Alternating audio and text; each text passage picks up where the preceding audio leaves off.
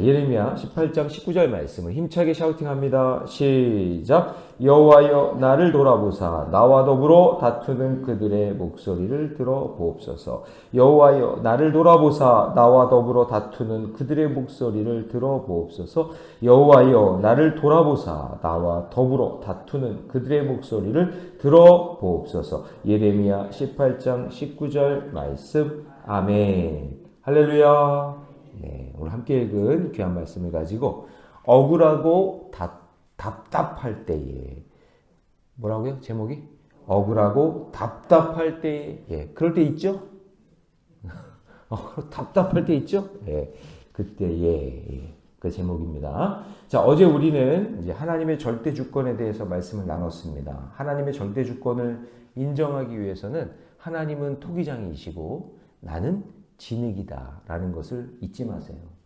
하나님이 빚으시는 대로 우리는 그냥 만들어질 뿐이고 내가 이렇게 하고 싶네 저렇게 하고 싶네 고집필 필요가 없어요. 하나님이 빚어서 꼭 필요한 곳에 우리를 사용하여 주실 줄로 믿습니다.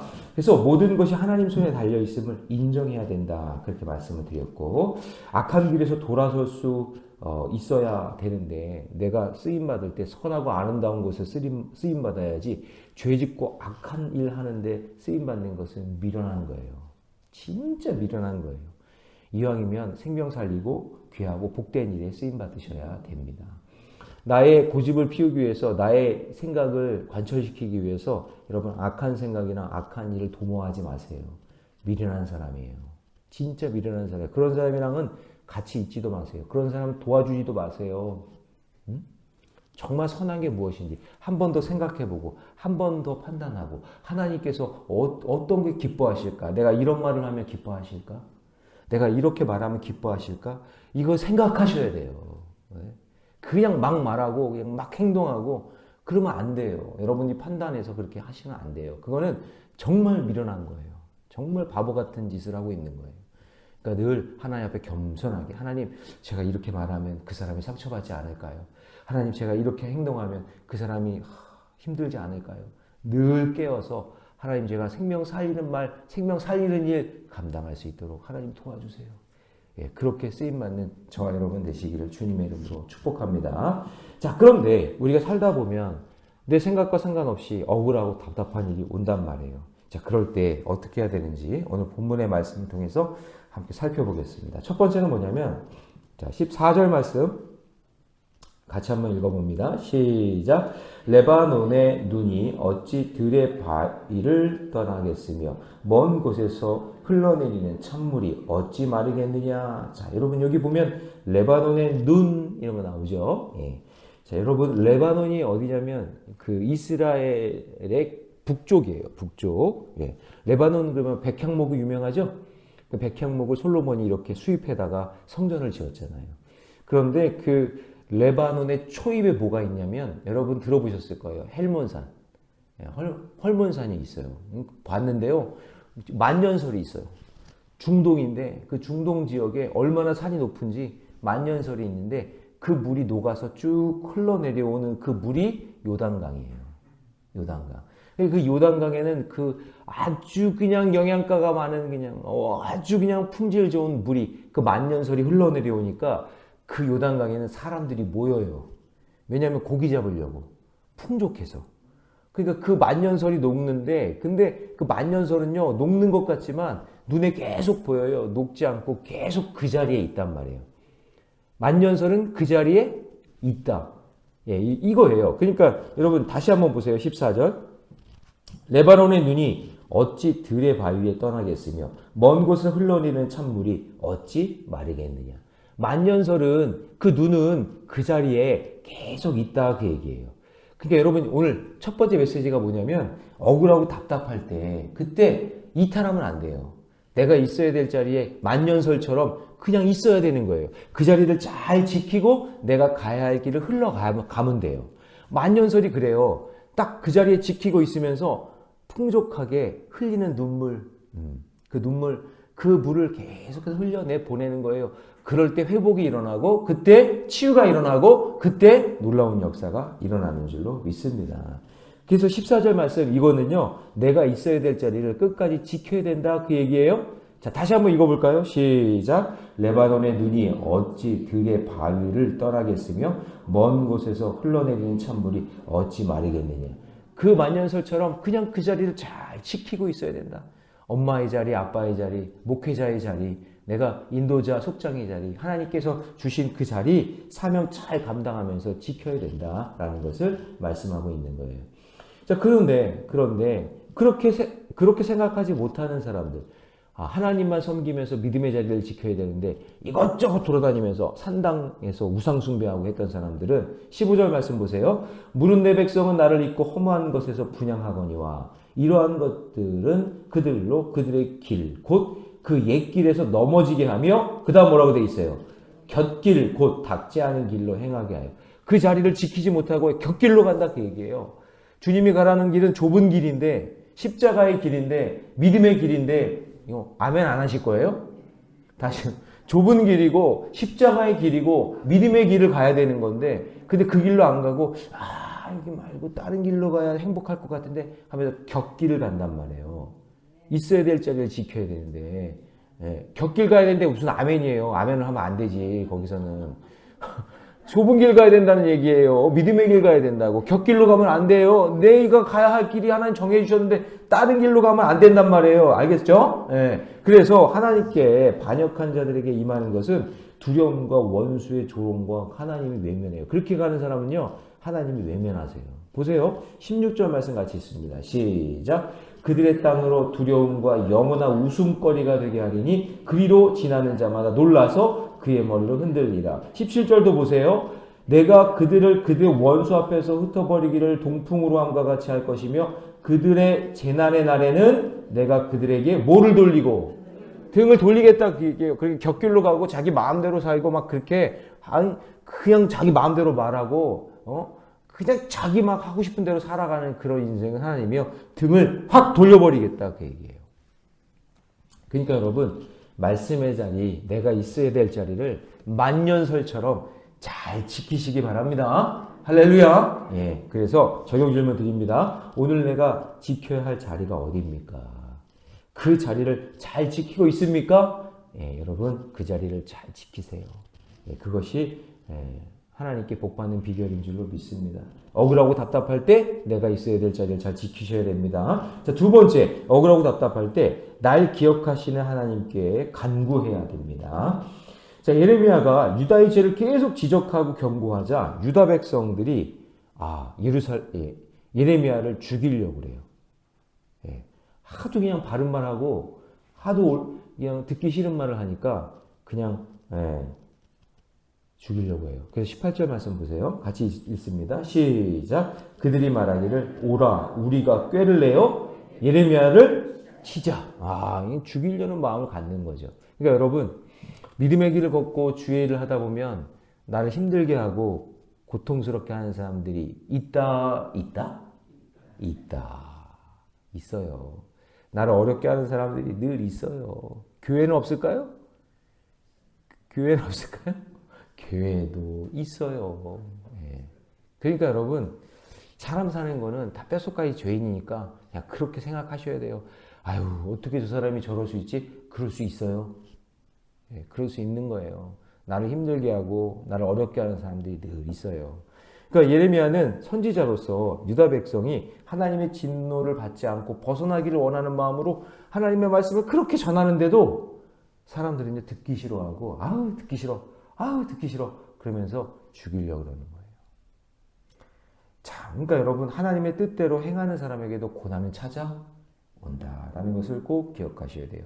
그러므로 성도는 자신의 고난이 영광스러운 보석이 되기까지 모든 것을 기억하고 계신 하나님께 다른 사람에게 호소할 필요가 없어요. 하나님께 호소하세요. 하나님, 제가 억울해요. 하나님, 제가 힘들어요. 하나님 좀 도와주세요. 제 마음을 만져주세요. 그렇게 기도하며 나아가야 돼요. 그래서 20절에 보면 어찌 악으로 손을 갚으리까 마는 그들이 나의 생명을 해하려고 구덩이를 팠나이다. 내가 주의 분노를 그들에게서 돌이키려 하고 주의 앞에 서서 그들을 위하여 유익한 말을 한 것을 기억하옵소서. 하나님, 저 이렇게 열심히 살았던 거 아시죠? 하나님, 제가 눈물 나는 그 밤을 보냈던 거 아시죠? 지금 제가 그렇게 생명 살리려고 헌신한 거 아시죠?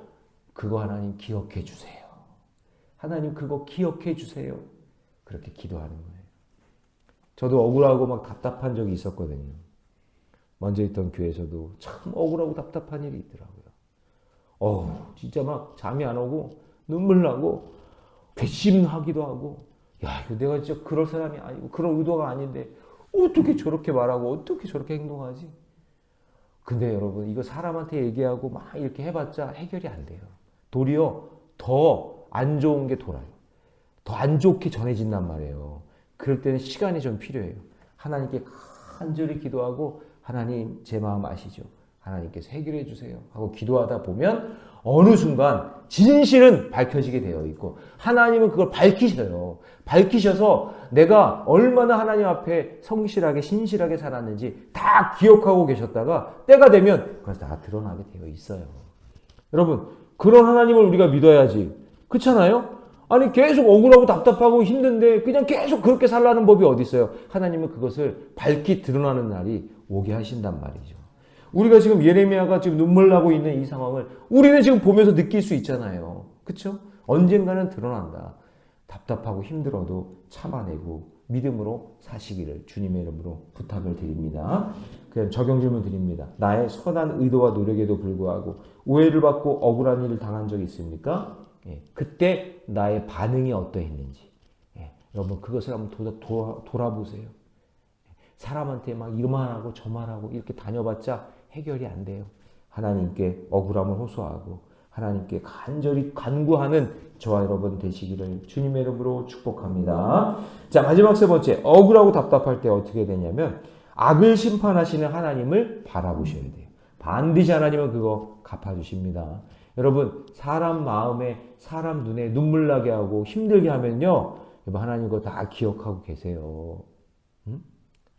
여러분, 그게 절대 누구 비난하고 누구 뒷담하고 누구 이렇게 괴롭게 하고 눈물 나게 하는 삶 살지 마세요. 하나님 그거 다 기억하고 계세요. 그래서 예레미야가 하나님께 자신을 음해하려는 자들을 심판해 주시려고 간구하고 있어요. 자, 21절 말씀 같이 한번 읽어봅니다. 시작. 그러하온즉 그들의 자녀를 기근에 내어 주시며 그들을 칼의 세력에 넘기시며 그들의 아내들은 자녀들을 잃고 가부가 되며 그 장정은 죽음을 당하며 그 청년은 전장에서 칼을 맞게 하시며. 이야, 여러분 아주 끔찍한 기도 같잖아요. 근데 여러분, 이거 바벨론이 쳐들어왔을 때 이대로 다 이루어져요. 이대로 다 이루어진다고요. 그러니까 여러분, 이거 어찌 보면 예레미야가 개인적인 복수하는 마음으로 이렇게 기도하는 것 같잖아요.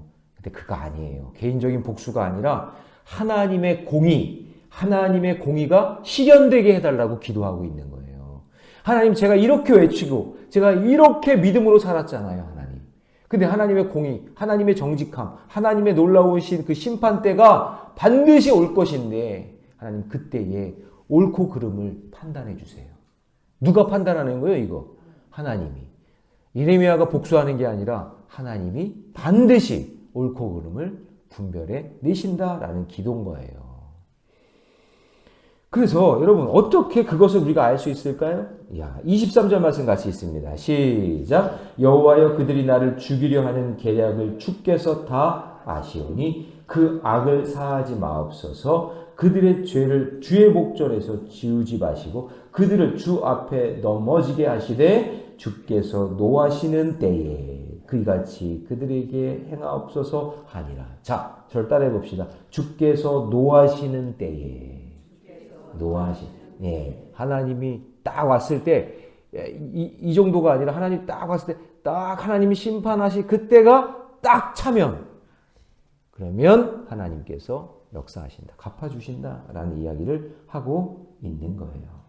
그러니까 여러분, 자기 살을 베는 듯한 고통, 힘들고 어려운 그런 일들이 왔을 때, 그런 일이 왔을 때 사람을 의지하거나 사람에게 말해봤자 소용이 없어요.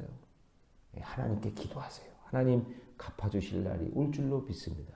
근데 여러분, 이거 꼭 명심하셔야 돼요. 뭐냐면 나는 그대로 죄를 가지고 있으면서 자기 죄 때문에 온 고난인데 괜히 그냥 하나님 갚아주세요. 하나님 갚아주세요. 자기가 죄를 져놓고 그렇게 하면 안 돼요. 내가 죄가 있으면 그거는 회개해야 되는 거예요. 그걸 깨끗하게 청산을 하고 난 다음에 하나님께 구하고 그래야지. 그 사람과 내 관계에 있을 때, 아니 어떤 문제가 있을 때 자기 죄 때문에 일어난 일인데도 그거 깨닫지 못하고 하나님께 그냥 갚아달라고 그렇게만 하는 건 미련한 사람인 거예요. 먼저 내가 죄가 있다면 하나님 앞에 깨끗하게 회개하셔야 돼요. 그걸 해결하고 난 다음, 그 다음 하나님 앞에 믿음으로 간구하며 나아가야 된다는 거. 그래서 여러분, 저를 따라해 봅시다. 내 죄만 보면 됩니다. 네, 내 죄를 보세요. 내 죄를. 어떤 죄가 있는지 보고, 그리고 하나님 앞에 간구할 때 하나님께서 불의를 해결해 주시고 공의를 베풀어 주실 줄로 믿습니다. 그런 믿음의 길을 걷는 저와 여러분 되시기를 주님의 이름으로 축복합니다. 적용 질문 드립니다. 나에게 불의를 행하는 자를 어떻게 대하고 있습니까? 그를 저주하며 복수의 칼을 갈고 있습니까? 아니면 나의 죄를 회개하고 있습니까? 먼저 나의 죄를 볼 수 있는 저와 여러분 되시기를 주님의 이름으로 축복합니다. 기도하겠습니다. 사랑의 하나님, 살다 보니 억울하고 답답할 때가 있습니다. 예레미야는 얼마나 답답하겠습니까? 의인이 한 명도 없는 그 상황 속에서 하나님이 전하라고 하는 말씀을 전하고 나면 많은 사람들이 나를 죽이려고 하고 나에게 손가락질하고 비난하는 그런 상황 속에 있었습니다. 주님, 그럼에도 불구하고 예레미야는 자기의 자리를 지켰습니다. 가야 할 길을 걸어갔습니다. 하나님이 사랑하는 새벽의 용사들, 힘들고 어렵고 괴로운 인생의 길이 만날지라도 있어야 될 자리를 잘 지키게 하여 주옵소서. 날 기억하신 하나님께 간절히 눈물 흘리며 기도하게 하여 주시고 그 악을 반드시 갚아주시고 심판하시는 하나님을 바라보게 하여 주시옵소서. 그 전에 내 죄가 생각난다면 그 죄를 회개하는 은혜도 있게 하여 주시옵소서. 이 모든 말씀 우리 주 예수님의 이름으로 기도하옵나이다. 아멘.